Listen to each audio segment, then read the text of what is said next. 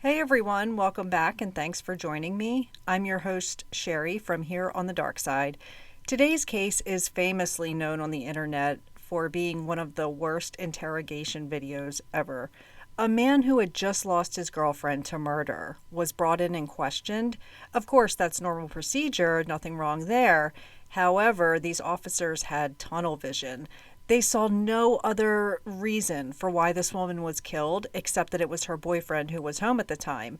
What they didn't realize was that the man they were interviewing was literally dying right in front of them. I should warn you, this episode contains strong language because I was good and pissed off the entire time. So if you're not cool with hearing an occasional curse word, it's okay and a perfectly valid reason to turn it off. I first heard of this case about a year ago from one of my favorite podcasters. It's called This Is Monsters. I remember the host Giles did a phenomenal job covering this case and cleared up a lot of stuff about the case and goes into way more fine details. I will link his podcast below in my sources. This is episode 89, the case of Ryan Waller and Heather Quan. This story takes place in 2006. Just some things happening around that time. Twitter was founded by Jack Dorsey, and back then tweets were limited to 140 characters. The iPhone wouldn't be released until the next year, so we all had Motorola Razors and Blackberries. The average price of gas was $2.59 a gallon. There was the premiere of Dexter, which is my favorite TV show of all time. Britney Spears separated from Kevin Federline. MySpace was all the rage. And lastly, Google purchased YouTube for a whopping $1.65 billion. 2006 was definitely good times. Ryan Waller is an 18-year-old man at the time of this story. He was born February 12, 1988. There is very little info about him before this story. I was able to gather that he played guitar. He was also a decent rapper. His family said he could hear a beat and instantly just start rapping over it. His father's name is Don, and I am unsure about his mother's name. Ryan had just graduated high school. He is originally from Tennessee, but moved to Phoenix, Arizona with his dad when he was 10 years old. He lives in his own place now, and he has a girlfriend who is a 21-year-old Heather Quan. Heather is a college student, and together her and Ryan rented a house. They also had a roommate who was a girl named Alicia. Some people thought that Heather and Ryan were kind of an odd couple. To me, they're not. To me, they're completely normal, but some people thought they were kind of an odd couple. Ryan is 18 with dreams of playing in a rock band. Heather is a college student working on her law degree. To elaborate on that, she was attending school at Arizona State University, and her next stop was law school. Heather and Ryan had been together for about 8 months, but they've only been living together for 6 weeks. They actually knew each other since they were kids and lived in the same neighborhood growing up.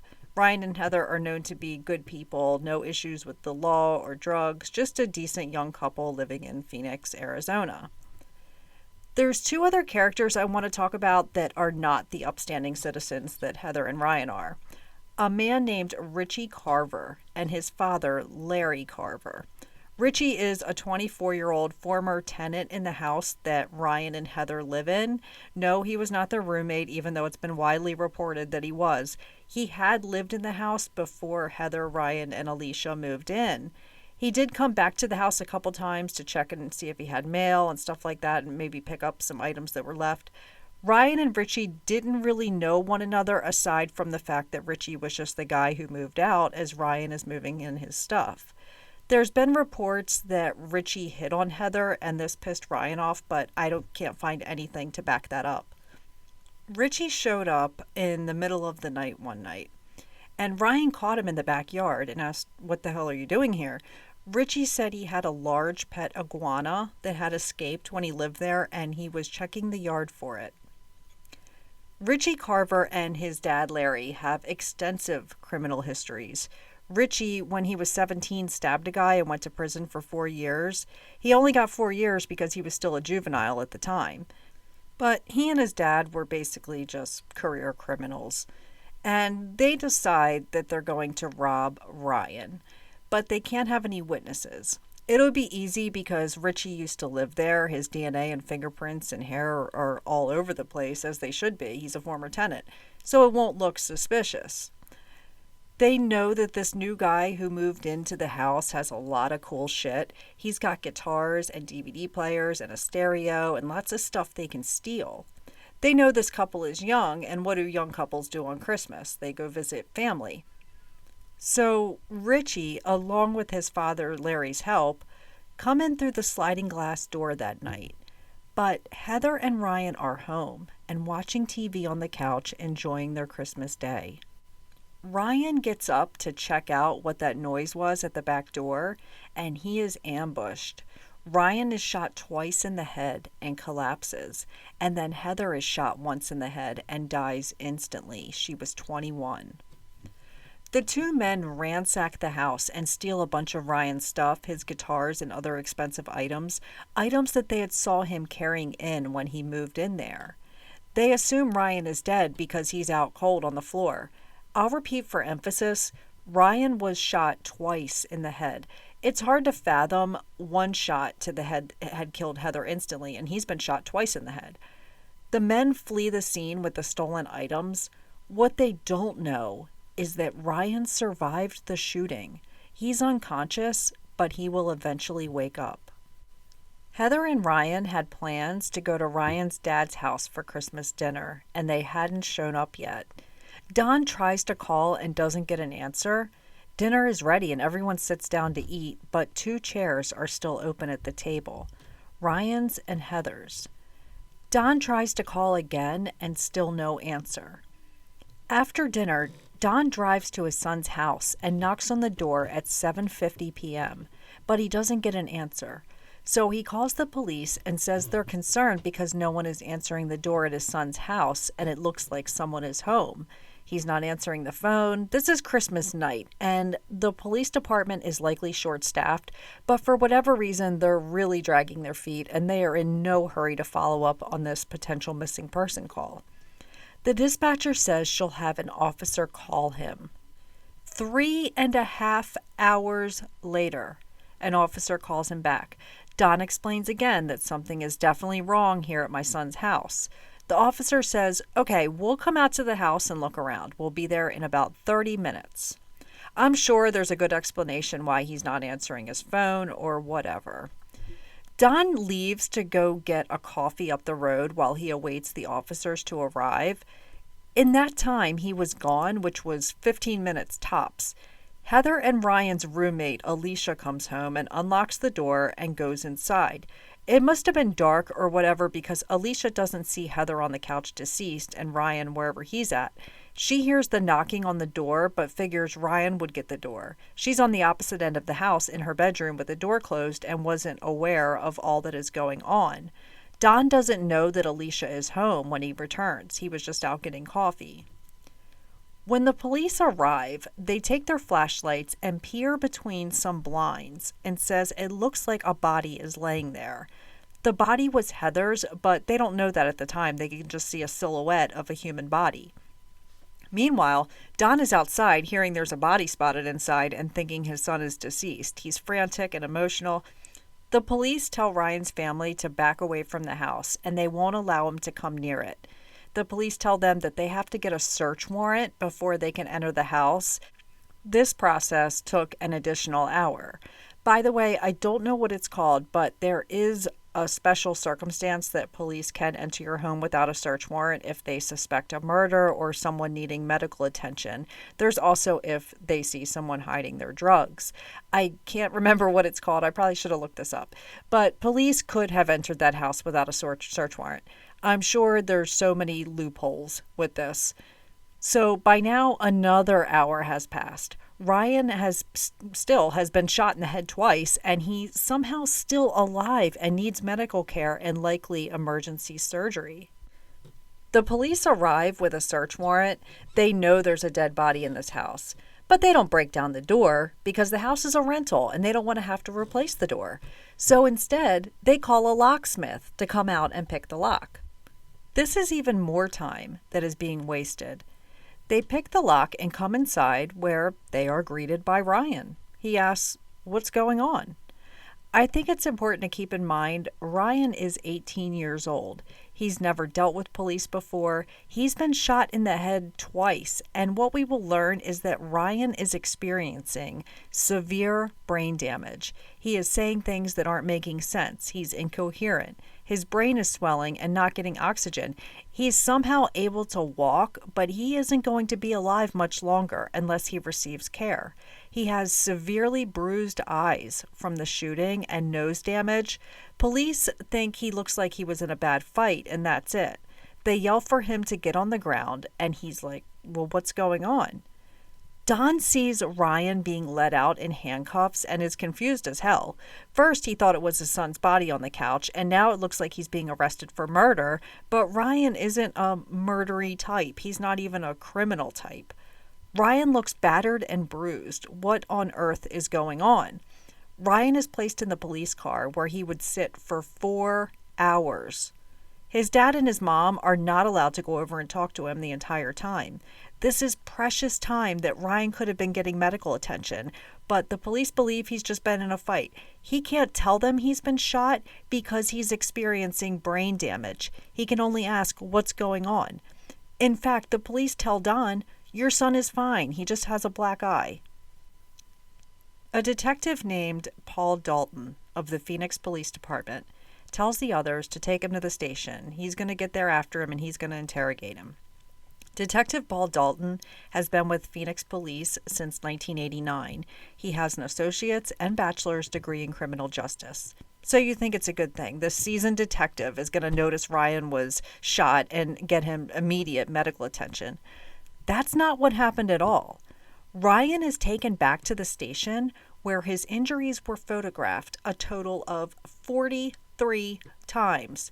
He's put in an interrogation room and told to wait on Detective Dalton to show up. It's important to mention that Ryan also received a broken jaw during the time police entered the home. Because they didn't see him as a victim, they saw him as this murderer. They say he didn't cooperate when told to get on the ground, so they had to lead him to the ground, and while doing that, they used this technique on his jaw that they are trained to use, but not on innocent people. Not only is he experiencing brain damage and shooting injuries and the death of his girlfriend, now he's got police injuries as well. Now begins the interrogation process. This is the part that went viral on the internet. It shows Ryan, an 18-year-old man, sitting in a chair at the police station in a room.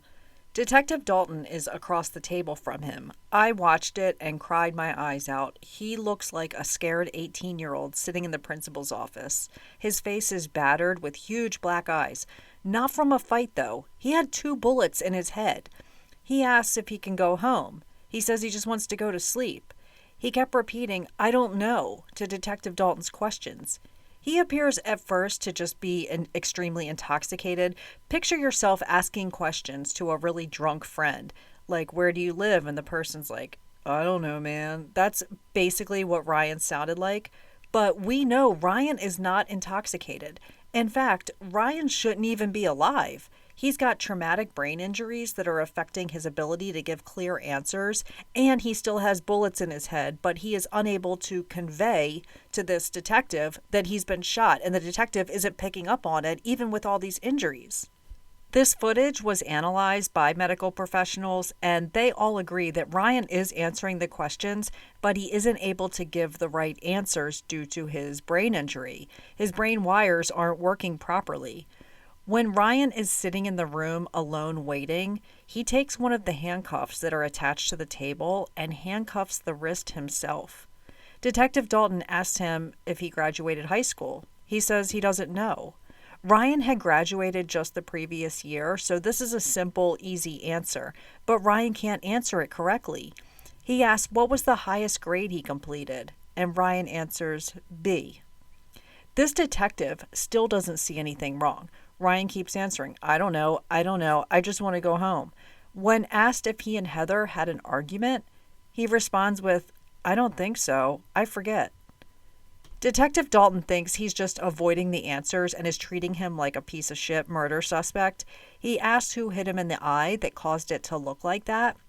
He says he doesn't know, but he thinks it was Heather, but she did it by accident. He says Heather was sitting on the couch helping Christina do her hair and she accidentally hit him in the eye. This likely did happen, but he is pulling this memory from another incident, maybe one that took place a month prior. Detective Dalton asks him what state he is born in, and he says Michigan. Ryan wasn't born in Michigan, but his father was. So that's another instance where he's just accessing different memories.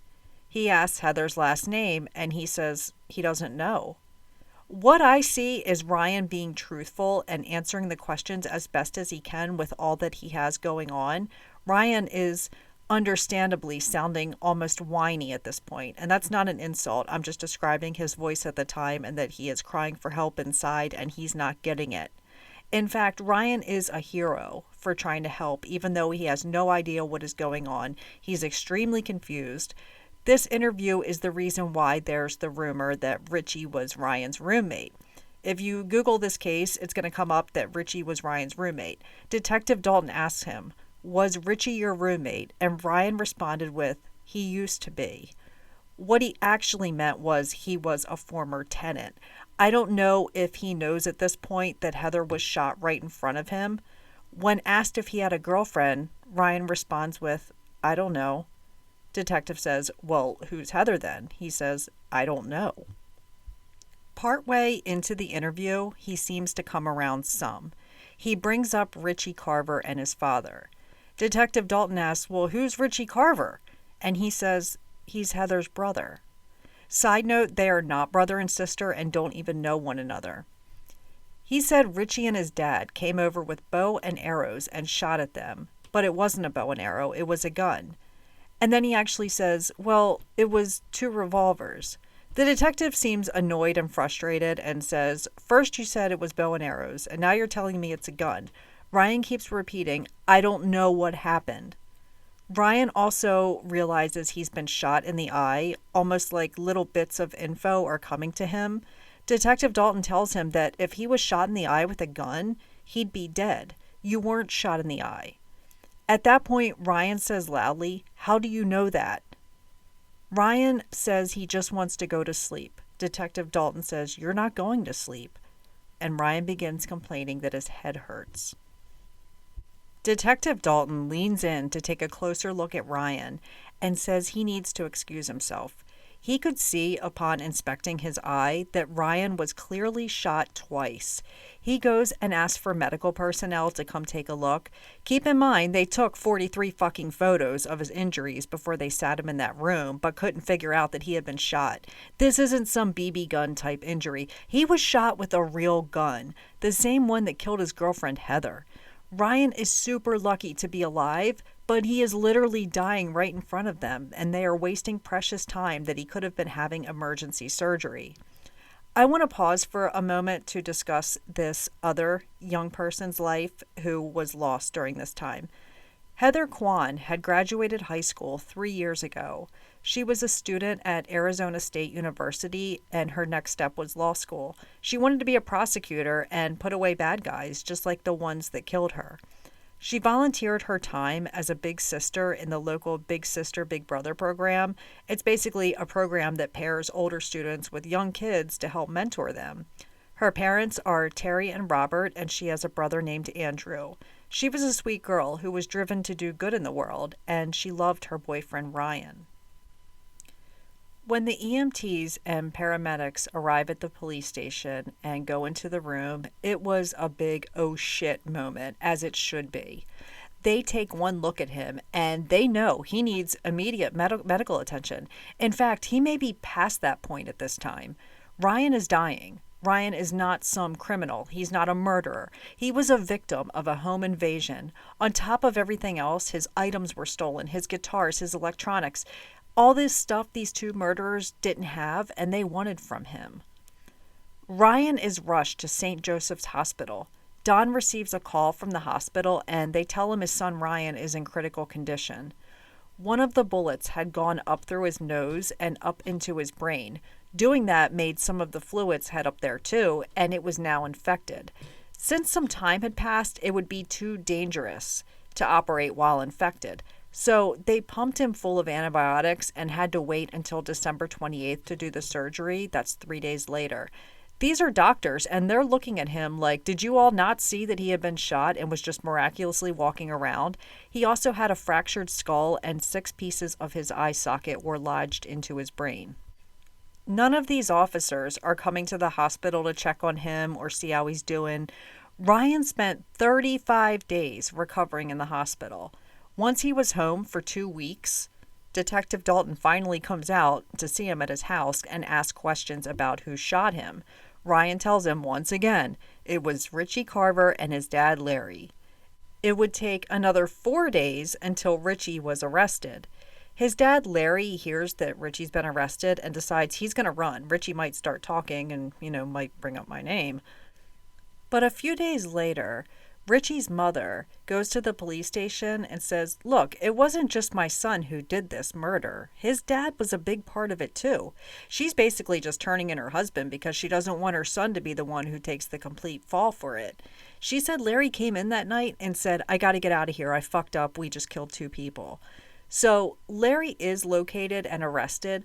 In his mugshot, Larry is wearing a hospital gown because he was taken down by the canine dog since he was running from the police, and now he needed medical treatment. So, of course, his medical treatment came before his interrogation, unlike Ryan. You have the right to medical care no matter if you're involved in a crime. It would be unethical for a doctor to look at someone and say, nope, he just robbed a bank, I'm not helping him. 3 days before their trial, this woman would use her spousal privilege rights to undo her words. She's not going to testify against her husband, Larry. I mean, she has that right. It's there for a reason. As much as we all hate to see her do that, he needs to go away as well. His charges were dropped because the prosecution couldn't rely on just the testimony of Ryan. Richie was found guilty of murder, burglary, aggravated assault, and misconduct involving weapons. He was sentenced to life with no possibility of parole. Heather's family was so outraged that Larry was free and walking the streets, as they should be outraged, after his involvement in their daughter's murder. So they went above and beyond to get a law passed called Heather's Law. This law made an amendment in this spousal privilege exception that it could be revoked if that spouse gave the info willingly, which Cheryl did. She waltzed into the police station and said, my husband did it. She wasn't giving this out during an interrogation or interview. She came out and said it. The family's efforts paid off because Larry would go to trial due to this new law. His case was reopened using Cheryl's testimony, and he was found guilty of first-degree murder, attempted first-degree murder, burglary, and aggravated assault, and like his son, Richie, he was sentenced to life in prison. This sentence didn't last long because Larry died in prison on June 30th, 2023, after only serving 10 years. While researching this case, I came across so much misinformation. It's almost hard to discern what is fiction and what's reality. You know how articles sometimes are reposts of other articles, and I had to filter through what's credible and what's not. So I told you I listened to a podcast about this case a while back by This Is Monsters. Giles, the host, is one of the best and extremely credible. He's got quite a cult following over on YouTube. Anyway, he sat down with Ryan's father and did an interview and was able to fill in some of these muddy areas, and he was also able to clear up a lot of the misinformation. And for that, we all thank you, Giles. I'll link his podcast in my sources if you want to check it out. Anyway, one of the rumors was the time that Heather's death and Ryan's gunshot wound took place. Heather and Ryan were shot on December 25th, but the police report noted December 23rd.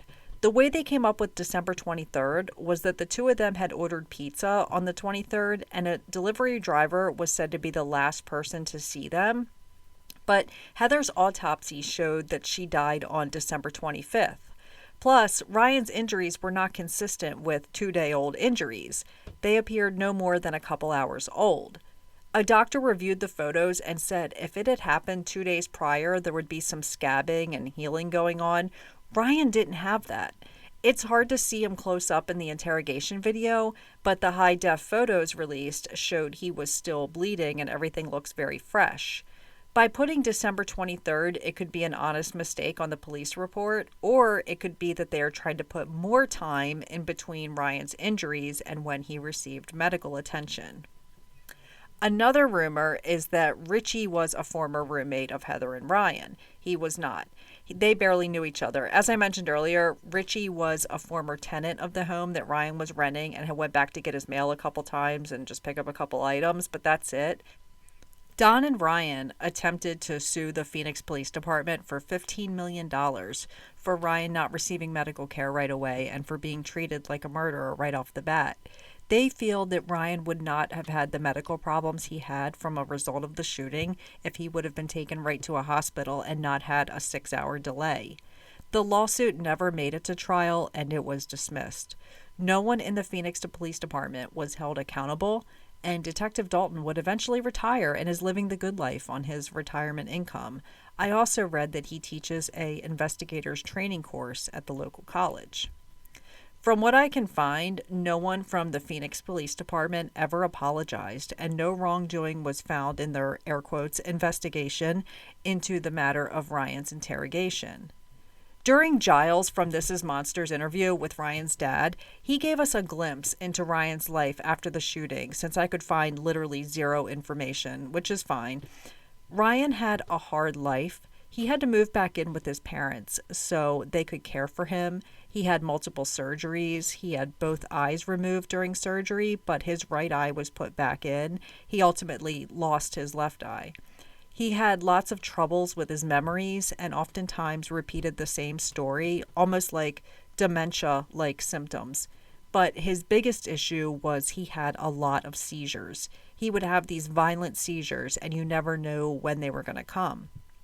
On January 20th, 2016, Ryan had a bad seizure while in the grocery store and banged his head really hard on the floor, and Ryan died from the bleeding in his brain. He was 26 years old. If you look at the big picture, he died from the shooting that happened 10 years prior. He initially survived the shooting, but his quality of life had decreased significantly. He lost his girlfriend. He couldn't make music any longer. He lost his vision in his left eye. He had lots of medical issues. Life wasn't the same for him. I'm glad he had a family that loved and cared for him and advocated for him after he was released from the hospital. This case made me feel so many emotions. I felt angry and sad.